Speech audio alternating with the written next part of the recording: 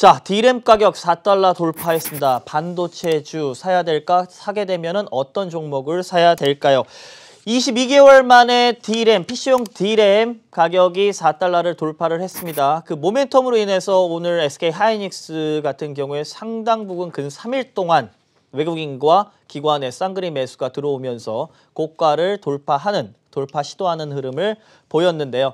자, 정말 바이오의 슈퍼사이클이 현실화가 되는 것인지, 그렇다면 어떤 종목들로 집중을 해야 할런지 그 최선호주들을 뽑아오셨습니다. 키워드 보시죠. 삼성전자 개발 의뢰. 네. 자, 넘버 2. 아쉽지만 100% 종목 보시죠. 미코, SK 하이닉스, 넥스틴. 네, 미코, 삼성전자. 저는 의지인 줄 알았어요. 개발 의지 뭐 이렇게 쓰셨는데 개발 의뢰 어떤 의미를 가지고 있나요? 작년 2월에 물적 분할된 이제 미코 세라믹스라는 회사가 있는데 여기에다가 삼성전자가 이쪽 반도체 장비용 그리고 그 세라믹 히터 그쪽 부분에 플라즈마 화학 기착 증착 장비에 탑재되어 있는 챔버 내에서 온도 조절하는 기구에 대해서 삼성전자가 개발 의뢰를 해서 이제 개발을 시작을 했습니다. 아무래도 최근에 뭐 반도체 직접적으로 뭐 삼성전자 하이닉스가 아니고서 이제 관련주들을 보시게 되면은 가장 리포트가 많이 나오는 종목이기도 하고요. 목표가가 조금씩 상향 조정될 수 있는 구간이기도 합니다. 그래서 거기에 대해서 무엇을 좀 주목을 해서 볼까라고 보니까는 물적 분할된 그 신설법인 미코세라믹스에 대한 반도체 장비 뭐 부수적인 기대감이 좀 있는 것으로 보이는데요.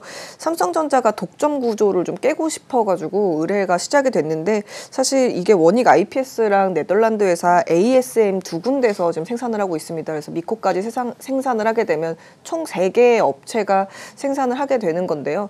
제가 보기에는 뭐 길게 트레이딩하기엔 좀 무리가 있는 것 같고요. 한 15,640원 안착 여부가 굉장히 중요한데 안착하면 한 15,800원에 들어가서 한 17,000원 정도의 좀 이익 실현을 하는 2만 원 언더에서 정리를 하는 방향성을 가지면 좋을 것 같은데 뭐 재료가 하나 더 있다고 하면 작년 3월에 서울시 면적 뭐 3제곱미터 이상 건물을 신축하게 될 경우에 신재생 관련된 설치 뭐 이렇게 장비를 해서 좀 건물에서 뭐 예를 들어 공해가 나오지 않게 해줘야 되는 이슈가 있었는데 고체 산화물 연료 전지를 여기서 만들고 있습니다. 그래서 그 이슈 플러스 반도체 이슈 2개 해가지고 조금 뭐 아직 뭐 주가가 이렇게 슈팅이 나와 있는 상태도 아니고 매집이 되어 있는 상태도 아니기 때문에 조금씩 조심스럽게 접근해보기 좋아서 가지고 나와봤습니다.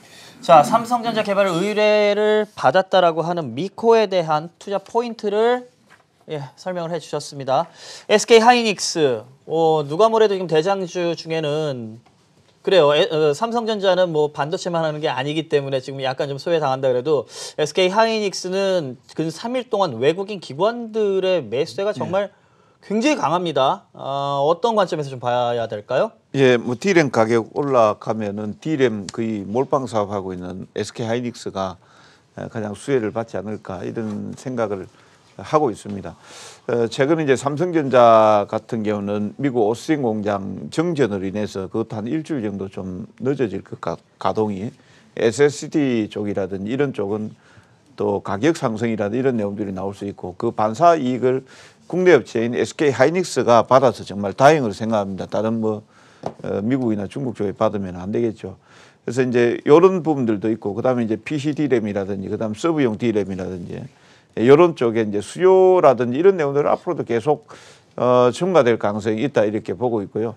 그리고 이제 차량용 반도체 공급 부족이라는 이런 내용들이 나오는데 물론 이제 차량용 반도체 같은 경우에는 반도체 업체들 쪽에서 그렇게 돈 되는 사업은 아닙니다. 이걸 또 미세 공정이나 이런 내용들도 들어가는 것도 아니고 한 10년 정도 또 이게 재고를 보유해야 된다라든지 이런 공정들도 있기 때문에 올해 이제 그런 내용들이 계속 이제 언론에서 나오게 되면은 반도체 가격의 상승이라든지 이런 내용들을 촉발시킬 수 있다라고 이렇게 보고 있고요.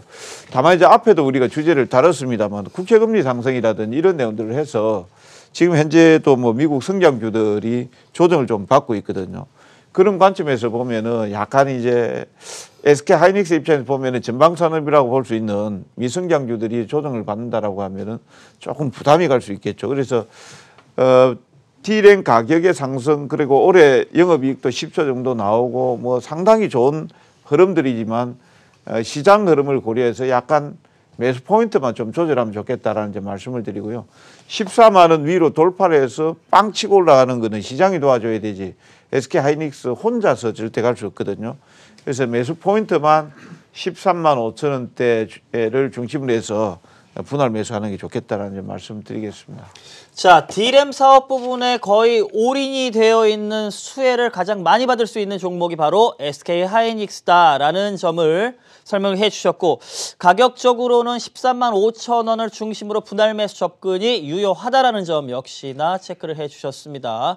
자, 마지막으로 강준혁 파트너님, 네, 종목이 방금 전에 넥스틴. 넥스틴입니다. 어떤 제가 앞에서 이제 아쉽지만 100% 이렇게 적었는데 사실 이제 D램 가격이 좀 많이 오르고 있고 그렇기 때문에 이제 반도체 관련된 기업들 이제 소위 말해서 삼성전자가 되었던 SK 하이닉스가 되었던 굉장히 뭐 향후에 실적도 좋아질 것 같고 뭐 그런 식으로 생각이 듭니다만은 제가 여러분들한테 우리 주린이 여러분들도 마찬가지고요. 주식하시는 분들이 차트 이렇게 보시면서 SK 하이닉스 차트는 이렇게 생겼다 이렇게 생각을 하시기보다는 이게 지금 회사다라고 하는 부분을 잊지 않으셨으면 좋을 것 같아요.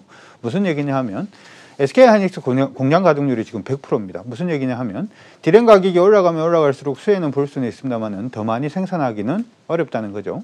가격이 꺾이면은 그냥 실적도 같이 부러질 수밖에 없는 그러한 부분이 됩니다. 왜냐하면 더 많이 생산하면 좋은데 더 많이 생산할 수가 없기 때문이죠. 이미 공장 가동률이 100%이기 때문입니다. 예전에 이제 비메모리 반도체 얘기가 나올 때 제가 DB하이텍 가지고도 그런 말씀을 한번 해드렸죠. DB하이텍이 공장 가동률이 100%입니다. 더 이상 실적 좋아지기가 좀 많이 어렵고 실적 좋아지기가 어렵다면은 주가가 올라가는 데는 조금 한계가 있을 수 있습니다. 자, 그러면 한번 생각을 해보자고요. 지금 D램 가격이 계속해서 올라가고 있는데 SK 하이닉스 입장에서 보면 야, 더 많이 만들면 더 많이 비싸게 팔 수 있을 텐데라고 충분히 생각을 해볼 수가 있고요. 투자 어떻게 될까요? 투자 늘어날 수밖에 없겠죠. 그렇기 때문에 지금 부분에서 반도체 관련된 종목을 본다면 반도체 투자 부분, 소위 말해서 전공정이라든지 장비 쪽으로 일단 보시는 것도 하나의 방법일 수가 있고요. 두 번째는 뭐가 있을까요? 이미 생산할 수 있는 물량 자체는 한정이 지어졌기 때문에 불량률 자체를 줄이는데 이제 주력을 할 수밖에 없습니다. 단기적으로 이익을 내기 위해서는. 그렇게 생각을 해보면 조금 길게 보면 전공정이라든지 전공정 관련된 장비들을 보시는 게 맞고요. 단기적으로 보자면 후공정 관련된 장비들을 보시는 게 좋죠. 지금 넥스틴 같은 경우에는 우리가 요즘 이제 낸드도 그렇고 대부분 반도체가 적층으로 갑니다. 3D로 가죠.